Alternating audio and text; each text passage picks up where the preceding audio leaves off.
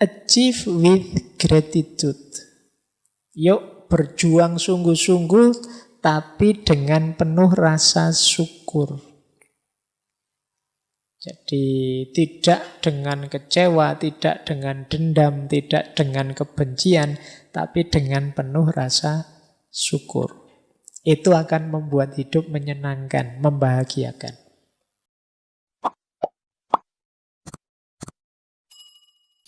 Assalamualaikum warahmatullahi wabarakatuh. Ini tipsnya. Ada rumus hati, heart. Ini singkatannya.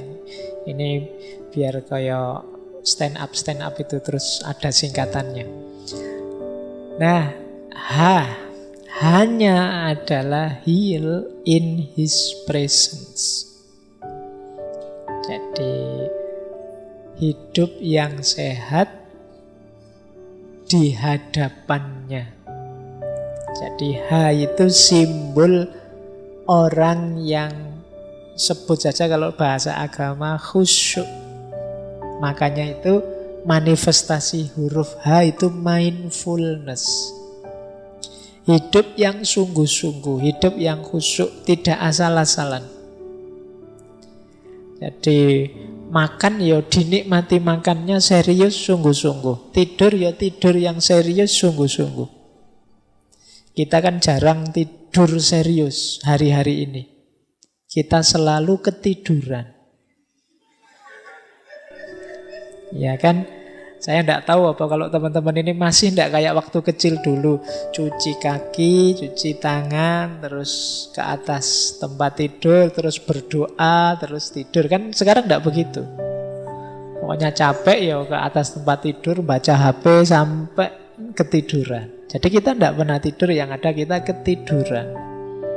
Pasti tidak menikmati tidur.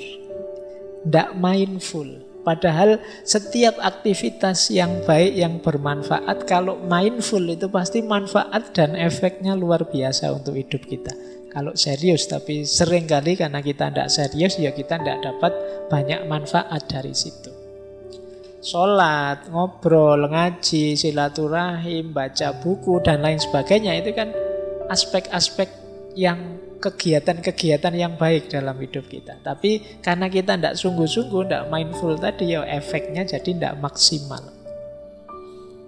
Yuk kita nikmati ya apapun aktivitas kita. Sekedar minum teh, minum kopimu itu coba sekali-sekali dinikmati, dirasakan benar.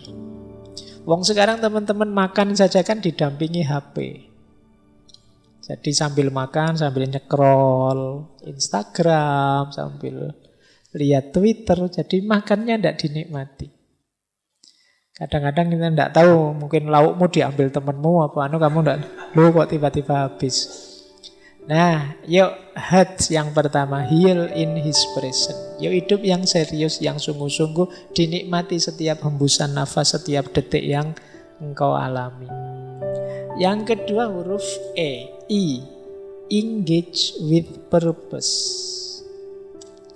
Kalau ini yo hidup dengan penuh tujuan, jangan asal-asalan. Saya Pak ingin target ini, jangka pendeknya ini, jangka menengahnya ini, jangka panjangnya ini. Ini untuk pendidikan, kalau ini untuk agama, kalau ini untuk hidup bersama sosial, boleh. Catat saja biar tidak lupa target-target, tujuan-tujuan. Akan membuat hidup lebih bersemangat. Jadi engage with purpose, hidup yang terlibat dengan tujuan. Kemudian ada huruf A, I, achieve with gratitude. Yuk berjuang sungguh-sungguh tapi dengan penuh rasa syukur. Jadi tidak dengan kecewa, tidak dengan dendam, tidak dengan kebencian, tapi dengan penuh rasa syukur. Itu akan membuat hidup menyenangkan, membahagiakan. Kemudian huruf R, rise with patience and humility. Meningkatlah dengan sabar dan kerendahan hatian. Kalau ini butuh penataan emosi, emotional regulation. Yuk kita meningkat, tapi yuk jangan kesusu, ada tahapan-tahapannya. Yang sabar. Kemudian thrive with compassion. Kalau ini kasih sayang dan pelayanan. Jadi mari mengupgrade, meningkatkan hidup kita dengan kasih sayang. Nah, jadi ini rumus dari hati, namanya heart. Mindfulness, kemudian purpose, gratitude, emotional regulation, compassion, and service. Ini akan jadi kunci jadi kita orang yang cerdas secara spiritual. Nah, wah ini tulisannya kecil-kecil. Pasti tidak terbaca. Saya ambil strategi dari 3 tokoh. Yang pertama Dana Zohar tadi. Kata Dana Zohar, SQ yang tinggi menuntut integritas pribadi yang paling kuat. Menuntut kita untuk terbuka terhadap pengalaman di mana kita mampu untuk melihat kehidupan dan orang lain secara segar, seolah-olah melalui mata seorang anak. Untuk belajar bagaimana memanfaatkan intuisi dan visualisasi kita sebagai jalan yang kuat untuk menggunakan pengetahuan batin kita dalam membuat perbedaan. Saya baca kayak gini, saya yakin teman-teman tidak paham. Ini menuntut agar kita berhenti berlindung pada apa yang kita ketahui dan terus-menerus mengeksplorasi dan seterusnya. Itu dari buku terjemahannya. Jadi nanti ya saya jelaskan saja. Saya baca dulu. Yang kedua dari Hank Schramm. Intinya sama, 3 strategi ini. Apa yang menjadi nasihat terbesar sepanjang masa? Kata Schramm, tetaplah seperti anak kecil. Sebenarnya nasihatnya Dana Zohar tadi juga mirip. Menyuruh kita yuk murni lagi seperti anak kecil. Anak kecil itu bagaimana? Terbuka. Terbukalah. Jadilah petualang. Ingin tahu. Bersemangatlah untuk belajar. Bersikaplah tulus, paling tidak untuk dirimu sendiri. Jangan menghakimi. Akui keajaiban hidup dan pengalaman luar biasa yang dibawanya.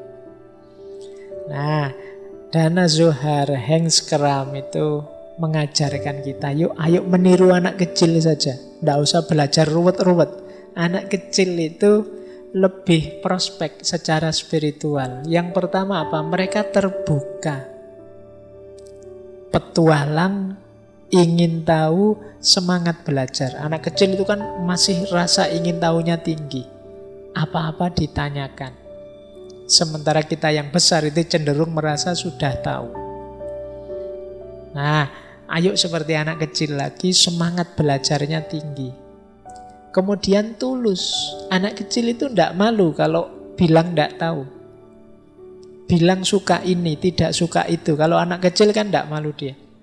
Aku ingin ini, aku ingin itu. Tidak suka ini, tidak suka itu, tulus. Kita tambah besar, tambah palsu. Kadang-kadang kita seneng tapi bilangnya enggak. Kamu seneng ya? Enggak, kata siapa misalnya. Padahal ya seneng.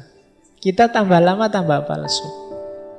Kita takut bilang apa adanya. Seneng sih, tapi apa ya dia mau padaku. Kan lebih positif untuk dirimu. Bersikaplah tulus. Jangan menghakimi. Kita tambah besar, tambah banyak ilmu, rasanya lebih suka menghakimi. Oh ini anak soleh. Ah kalau ini setengah soleh. Oh kalau itu solehnya tinggal 1/4. Ah ini. Kita itu senengannya menghakimi, memberi label-label. Nah, kalau anak kecil kan tidak begitu. Anak kecil apa saja dinikmati dan mengakui segala momen, menikmati segala pengalaman yang luar biasa yang dia alami. Kalau mengalami apa kan heboh anak kecil itu, wow seneng. Kalau kita kan kadang agak jaim. Padune seneng tapi gengsi nanti. Masuk dianggap nggak ngerti kan, malu kan. Tapi enggak, kalau anak kecil itu seneng-seneng aja. Enggak seneng ya enggak seneng saja. Nah, kita sekarang banyak terdistorsi, kehilangan ketulusan kita, kehilangan semangat belajar kita. Nah, terakhir ada dari Peter Shepard. Ini juga strategi. Dia mengkritik kita. Kelangsungan hidup itu cirinya hewan. Motivasinya ketakutan. Sekedar survive, kelangsungan hidup itu kan survive, itu tidak cocok untuk makhluk spiritual. Kalau makhluk spiritual seperti kita, itu keingintahuan, kasih sayang, dan kreativitas. Itu kuncinya. Motivasinya cinta. Nah, jadi kalau jawaban kita hidup ala Pak, yang penting jalan, yang penting hidup, yang penting sehat, nyaman kan gitu aja, itu tidak manusia. Kalau sekedar nyaman ya binatang juga nyari nyaman, nyari enak dan nyari hidup. Kalau manusia tidak di situ. Kalau sekedar itu ya level kita turun. Makhluk spiritual itu cirinya ingin tahu, kasih sayang dan kreativitas. Jadi melahirkan hal-hal yang baru. Nah, ini dari Peter Shepard.